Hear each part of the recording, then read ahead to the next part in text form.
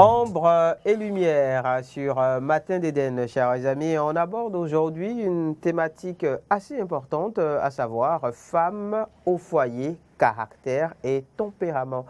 Et ce n'est jamais sans la présence au plateau de Maître Amoussa Haïmi. Bonjour Maître. Bonjour mon frère. Bienvenue à vous. On rend grâce à Dieu. Dans cet espace qui nous permet d'entretenir nos amis téléspectateurs par rapport donc à tout ce qui est lié à la spiritualité. Et c'est vrai que depuis qu'on a démarré, on parle beaucoup des femmes. On parle beaucoup donc des marques justement de femmes, de pouvoir. Enfin, c'est autant de thématiques qu'on a eu à aborder sur ces dernières semaines. Les femmes au foyer, les marques justement de pouvoir de manière générale appliquées maintenant aux femmes. Et aujourd'hui, essentiellement, il s'agira de voir les caractères et le tempérament de la femme au foyer. Merci. On va déjà commencer par faire part de la nuance entre caractère et tempérament. Merci mon frère. Observez d'abord que quand nous parlons de tempérament, c'est comme un code. D'accord. Un code indélébile, difficilement effaçable. Ok. Et donc le tempérament est à son temple, son lieu dans le sang. D'accord.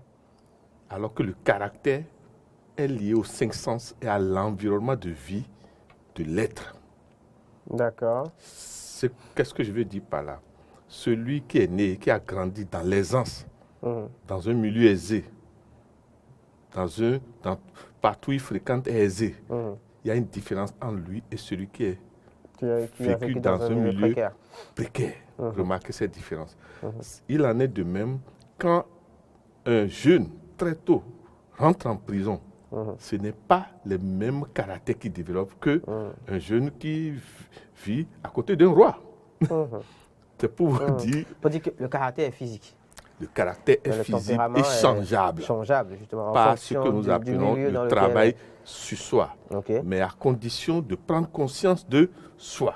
D'accord. Alors que le tempérament, excusez-moi. C'est têtu, c'est teigneux, c'est dans le sang, donc on est avec. C'est-à-dire, on peut le dire. Vous vous surprenez que celui qui a fait l'effort de développer la patience, mais pour un oui et un non, quand son tempérament se réveille, vous vous dites, ah mais c'est pas la même personne. Mais si, c'est pour vous dire que le tempérament est lié avec, que les gens nous excusent avec les démons. Ah d'accord. L'expression des démons.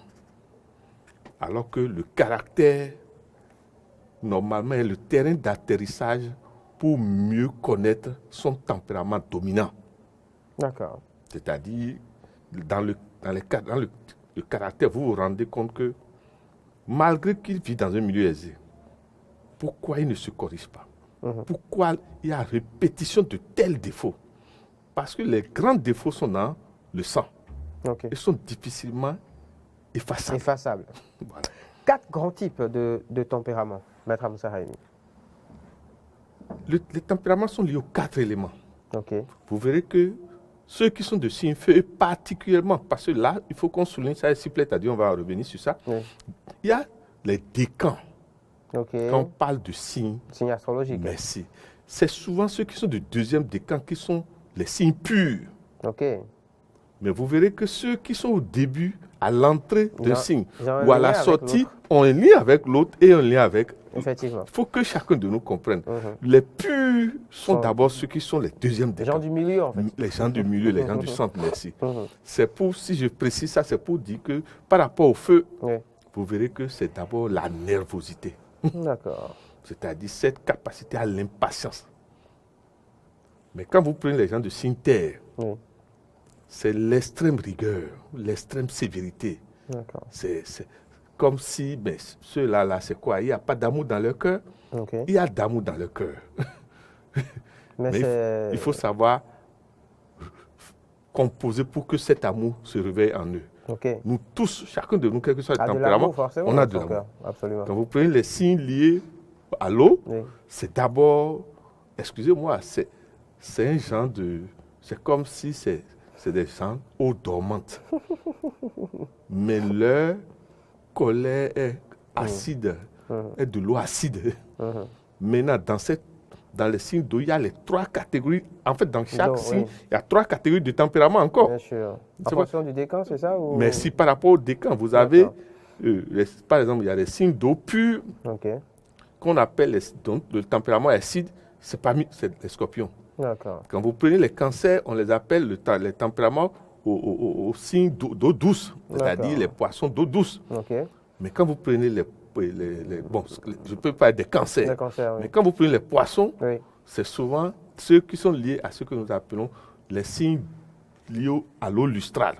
C'est-à-dire l'eau qu'on recueille dans la nature, l'eau qu'on recueille quand il pleut, l'eau qu'on recueille par rapport à la lune. Vous verrez que les poissons sont plus liés à la vision astrale. Et vous verrez, quand on dit le Christ, Jésus-Christ, c'est pourquoi c'est dans ce signe. Parce que c'est le signe qui permet de traverser les mondes.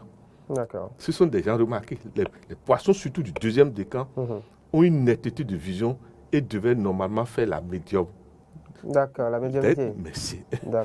Bon, donc voilà les 4 types. 4 grands types de tempéraments. On n'a pas beaucoup de temps, mais parlons aussi des dettes karmiques et les tempéraments. Il y a un lien forcément, Maître Amoussa Rémy.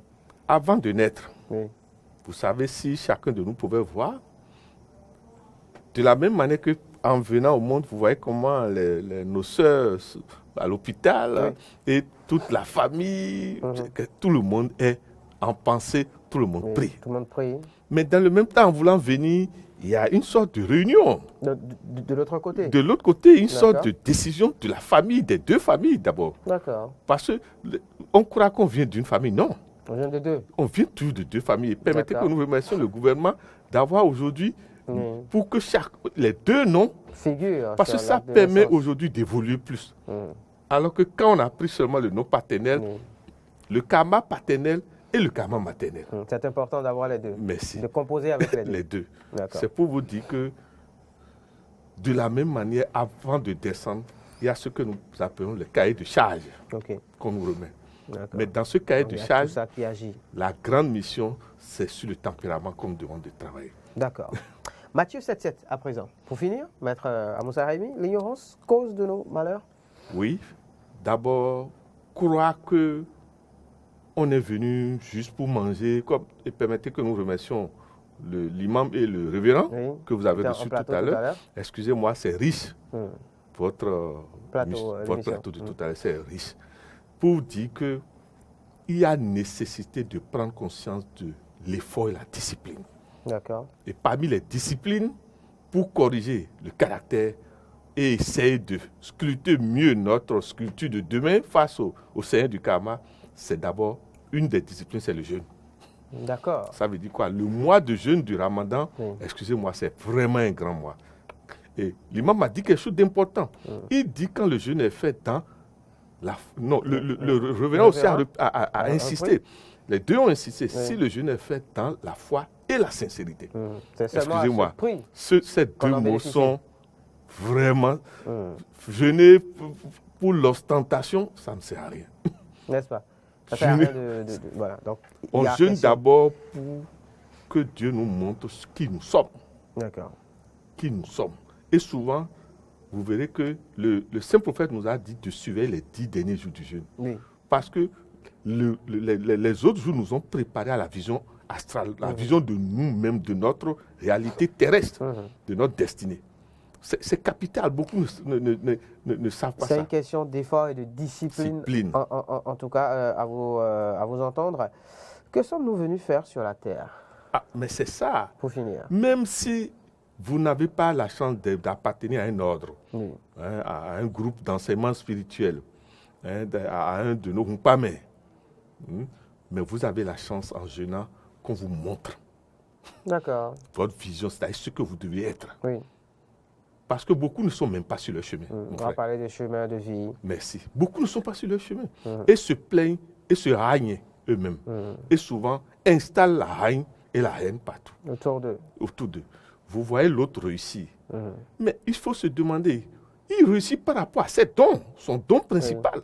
Mais il faut se poser la question, et moi, quel est le mien? Le mien, mon don principal. Est-ce que j'y travaille? Est-ce que je suis sur cette route?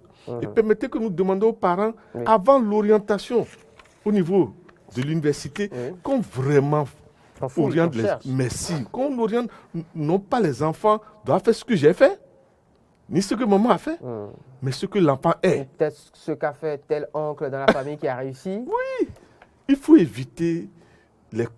Non, ce n'est pas en comparant qu'on réussit. C'est en se comparant, c'est pas en se comparant aux autres, c'est en se comparant à soi-même. Or, pour se comparer à soi-même, il faut avoir un grand outil, le miroir. Le miroir alchimique. D'accord. Et on l'achète où ce miroir? Je dis des bêtises. je dis des bêtises. Non, non, mon frère, vous ne dites pas des bêtises, vous posez une grande question. Bien sûr. Le miroir alchimique s'achète, effectivement. D'accord.